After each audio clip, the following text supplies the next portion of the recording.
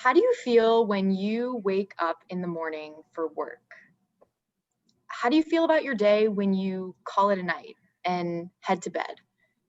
Some of us are still waking up, searching for that spark, looking for excitement at work, but not always finding it, and struggling to find fulfillment in our lives.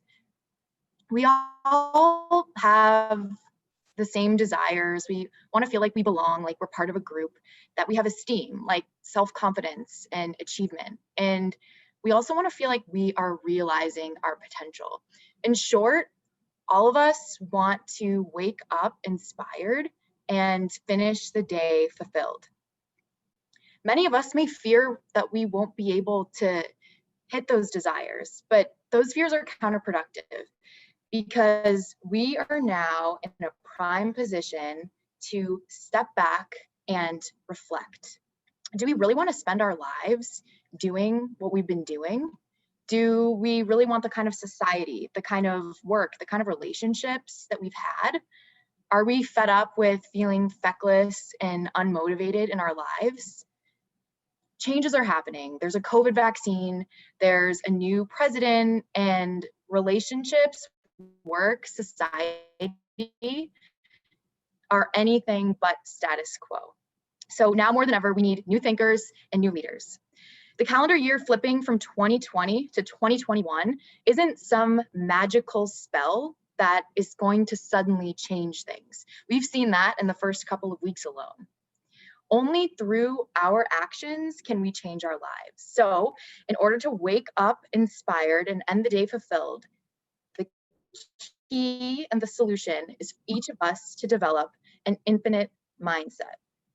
In the next few minutes, I'm going to share with you ideas I've learned from Simon Sinek, Brene Brown, and Mel Robbins to help you understand what an infinite mindset is, how it's even relevant to you and what you do at work, and 5 actionable insights you can actually take today to develop an infinite mindset. So first, what the heck am I even talking about? What is an infinite mindset?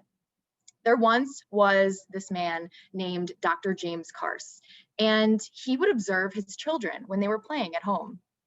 He noticed that when his children played finite games like ping pong, there was often a lot of screaming and shouting and accusations of cheating. But when Dr. Carse's children played more infinite games like drawing or Legos, the children were a lot more quiet. They would come and go, and there was a lot more fluid creativity. From these reflections, Dr. Carse realized that there's 2 types of games. There are the finite games like ping pong, with a set beginning, middle, and end, clearly defined players, agreed upon rules, and that there were more infinite games where there wasn't really an end, the players could come and go at any time, and the rules could change. And he realized, and Simon Sinek also realized, and I hope you all realize, that many of us see life and work and relationships as finite. We always want to win. We want to be the best. But you can't win life. You can't win career. These are infinite games. It's inauguration week, so I have to talk about presidents. If you look back at first-term presidents, they focus on re-election. If you look at second-term presidents, they focus on their legacy. First-term presidents have a finite mindset. They're just focused on the short term, getting re-elected. But second-term presidents have an infinite mindset. They're looking toward their legacy and impact in the long term. Now that you understand what infinite mindsets even are, how the heck does this relate to you? How does it relate to work? I'll start with a McKinsey study that was conducted in 2016. In 1958, the average lifespan of companies was 61 years. But in the present day, the average company only lasts about 18 years. Why do companies not last as long anymore? It's because of the finite mindset of business. Companies are designed for benefits in the short run, sometimes only for the duration of the current leaders in power. Another example of infinite mindsets is the story of Netflix and Blockbuster. How many of you, show of hands, emojis, remember Blockbuster? Maybe even borrowed some VHSs, yeah, or DVDs. So Blockbuster was the leader in movies and rentals. Exactly, you needed to be kind and rewind. Kim got it. And basically, there was this new player in the game called Netflix. And they had this idea that customers could keep rentals as long as they wanted to. They didn't have to return it within a certain amount of time. They just had to pay a subscription fee.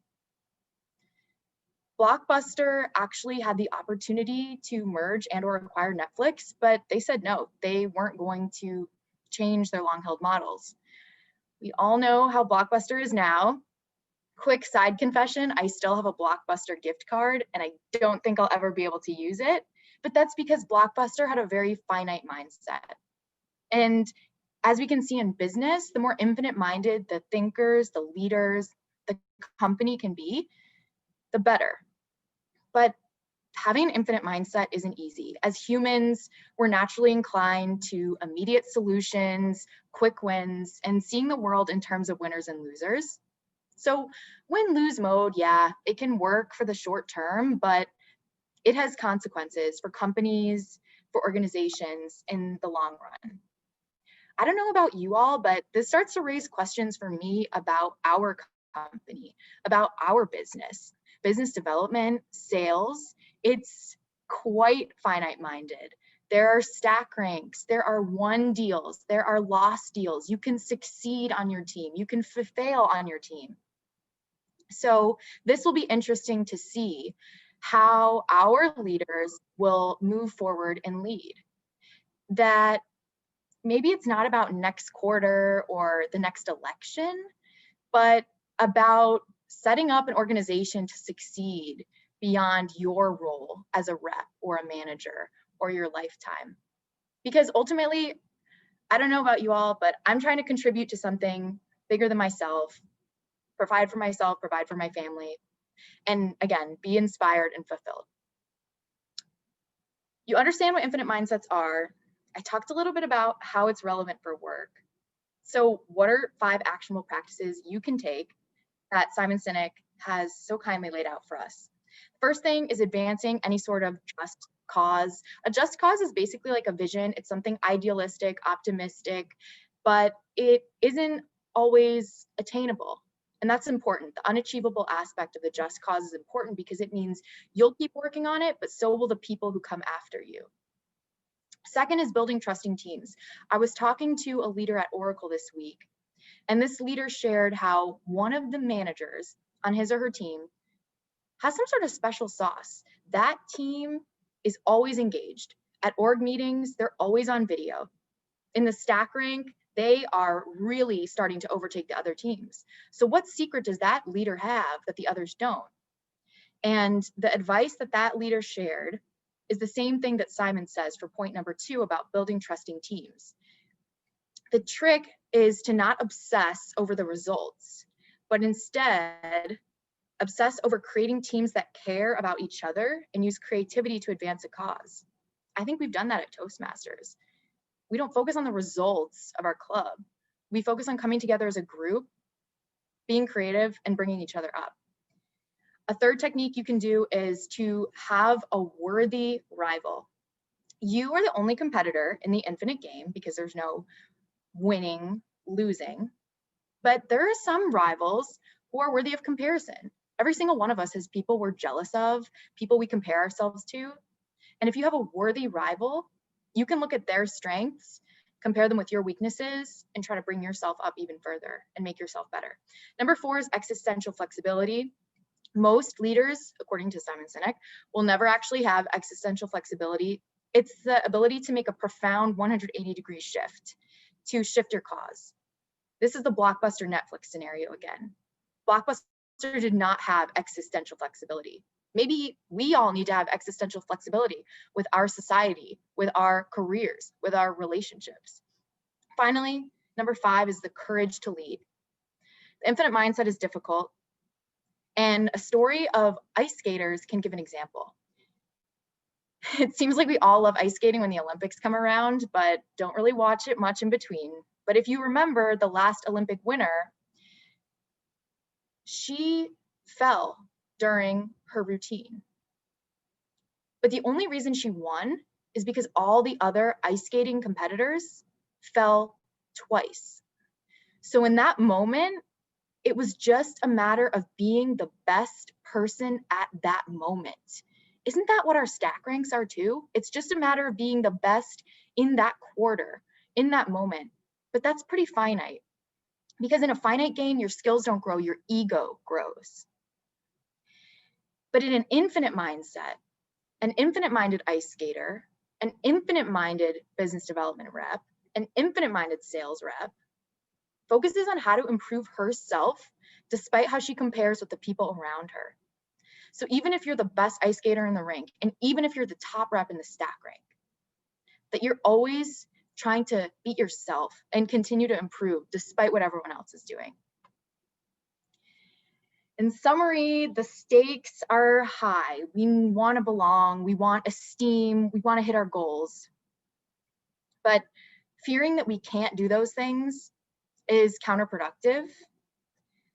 The trauma we have gone through and are going through is ultimately productive, because it's allowing us to step back in conversation and have conversations that we previously got away without having. We're talking about COVID. We're talking about Black Lives Matter. We're talking about the storming of the Capitol. We're talking about society. We're talking about work. There's accountability now where it was avoided in the past. So the time is now to develop an infinite mindset, to take those actionable steps, like pursuing a just cause, building trusting teams, defining your worthy rival, having existential flexibility, and the courage to lead. And with an infinite mindset, we can lift each other up to wake up more inspired and feel more fulfilled. Thank you.